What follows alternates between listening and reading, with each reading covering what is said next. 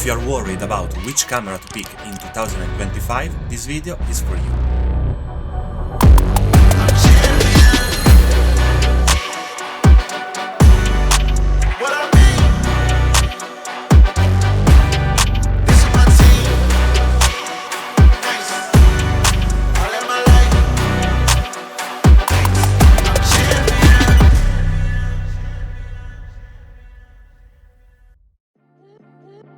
In this video I will walk you through the cameras I actually use in my real projects, so why I choose them, how they perform, and most importantly, which one might be the best fit for you in 2025. Yeah, it can feel like buying your first car. You dive in and suddenly you are overwhelmed with different specs, different prices, and everyone online seems to swear by a different model. Alright, so let's start with the Sony FX3, the beast. This one is my go-to when I'm doing serial video work. It's basically like a mini cinema camera designed just for video. What makes it special? Well, for starters, it's got a built-in fan for active cooling. That means I can record long interviews or weddings or maybe a video like this one without stressing about overheating.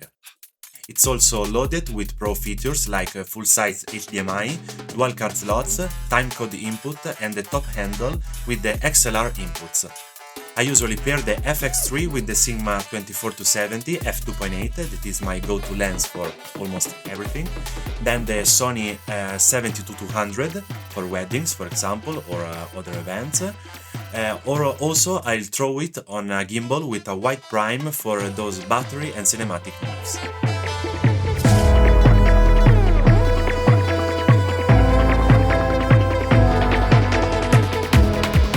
One key feature about this camera is the low light performance with dual native ISO, that is impressive.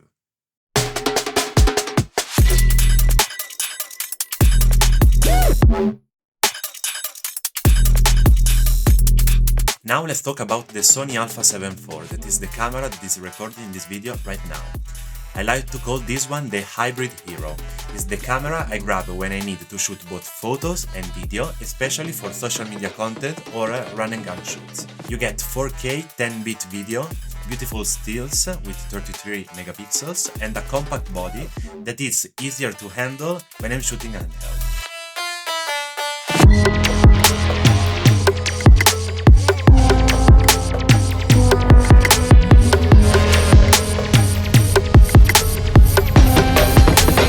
The Sony α7IV is super reliable. I take it on almost every shoot, so for behind the scenes, product work, social content, and many more. It's great when you need something lightweight, fast, and versatile. If you are a solo creator or just want one camera that does it all, the α7IV checks a lot of boxes. So now, as a test, let's put these two cameras side by side.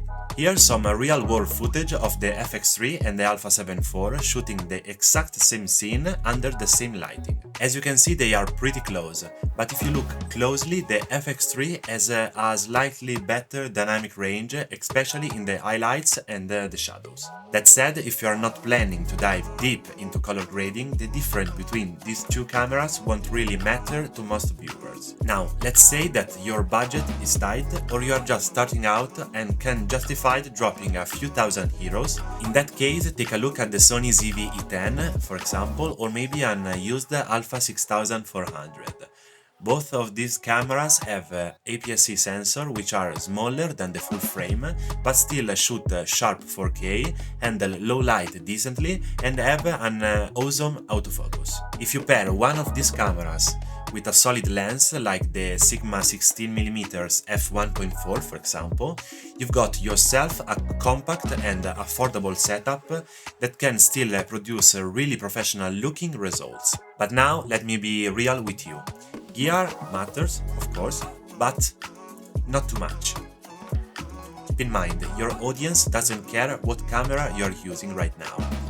What they notice is how your video looks, how it sounds, and, more than anything, what you're saying. So, if you're thinking about where to spend all your money, prioritize good lighting, for example, or maybe clean audio, and storytelling, of course.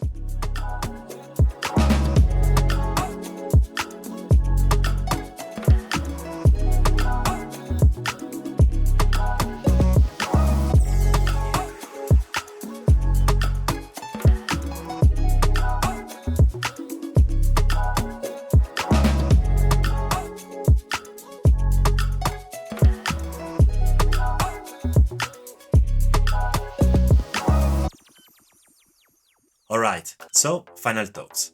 If you're going all in on video work like commercial, weddings, client shoot, the Sony FX3 is the beast. If you need something that can do both photos and video, so an hybrid camera, go for the Alpha 7 IV. If you are just starting out working with a smaller budget, grab the ZV-E10 for example, or unused Alpha 6400 and focus on your craft. So choose what fits your needs and build from there. If you find this video helpful, drop a like and let me know in the comments what camera you're using right now, or maybe which one you are thinking about getting. And don't forget to subscribe to my channel and also follow me on Instagram, where I post almost every day content about filmmaking and photography, and also the things I love to use for my works. So for now it's all, see you in the next one.